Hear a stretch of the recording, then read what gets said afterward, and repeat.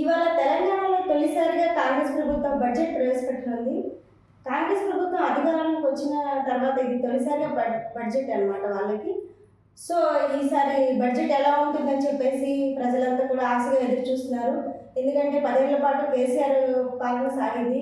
ఇప్పుడు రేవంత్ రెడ్డి పాలన సాగుతుంది. రేవంత్ రెడ్డి అధికారంలోకి రావడానికి అనేక రకాల పథకాలని, స్కీముల్ని ప్రజలకు మేనిఫెస్టోలో ప్రకటించారు. వాటిలో కొన్ని అమలు చేసుకుంటూ కూడా పోతున్నారు. అయితే కొన్ని పథకాలు మాత్రం ఇంకా పెండింగ్‌లోనే ఉన్నాయి. సో, ఈసారి అలాంటి పథకాల కోసం ఎలాంటి బడ్జెట్‌లో ఎలాంటి కేటాయింపులు చేస్తారని కూడా అందరూ ఆశగా ఎదురు చూస్తున్నారు. 9 గంటలకి తెలంగాణ ప్రభుత్వం కాంగ్రెస్ పార్టీ రేవంత్ రెడ్డి అధ్యక్షతలో 9 గంటలకు ఇవాళ క్యాబినెట్ సమావేశం జరుగుతుంది. ఆ క్యాబినెట్ సమావేశంలో ఇవాళ బడ్జెట్‌కి ఆమోదముద్ర వేయనున్నారు. ఆ తర్వాత మధ్యాహ్నం 11 గంటల నుంచి 12 గంటల లోపు ఆర్థిక మంత్రి బట్టి విక్రమార్క ఇవాళ అసెంబ్లీలో బడ్జెట్ ప్రవేశపెట్టనున్నారు. అయితే ఈసారి బడ్జెట్లో ఎక్కువగా వ్యవసాయ శాఖకి కేటాయింపులు చేయడానికి ప్రభుత్వం మొగ్గు చూపుతున్నట్టుగా తెలుస్తుంది.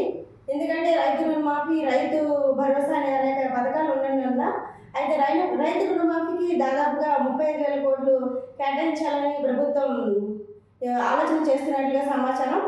అదేవిధంగా రైతు భరోసాకు కూడా ప్రభుత్వం కొన్ని కోట్లు మంజూరు చేయాలన్నట్టుగా ఆలోచన చేస్తుంది. మండలిలో ఇవాళ మంత్రి శ్రీధర్ బాబు బడ్జెట్ని ప్రవేశపెట్టనున్నారు.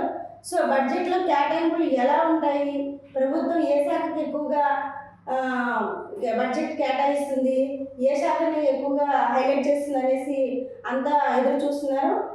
ఇక ఇటు ప్రతిపక్ష పార్టీ కూడా బడ్జెట్ ఎలా ఉంటుందనే దాని మీద తమ లెక్కలు తాము వేసుకుంటుంది. బడ్జెట్లో ఏమైనా తప్పులు లేకపోతే ఏమైనా కేటాయింపులు చేయకుండా ఉండాలని ఉంటే కూడా వాళ్ళని నిలదీయడానికి కూడా అటు కేసీఆర్ అండ్ టీం కూడా రెడీగా ఉంది.